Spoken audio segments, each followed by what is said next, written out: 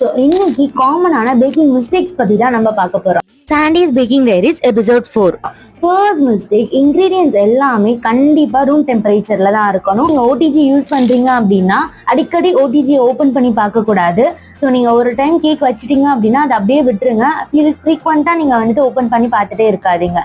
And ingredients ரொம்ப ரொம்ப முக்கியம், மெஷர்மெண்ட்ஸ் ரொம்ப ரொம்ப முக்கியம். ப்ரௌனிஸா இருந்தாலும் கேக்ஸா இருந்தாலும் பேக்கிங் பொறுத்தவரை மெஷர்மெண்ட்ஸ் தான் ரொம்ப ரொம்ப முக்கியம். ஸோ நீங்க மெஷர்மெண்ட்ஸை கரெக்டா மெஷர் பண்ணி போடுங்க. கிராம்ஸ்ல போறீங்க அப்படின்னா கரெக்டான கிராம்ஸ், மெஷரிங் கப்ல போறீங்கன்னா கரெக்டா லெவல் பண்ணி போடுங்க.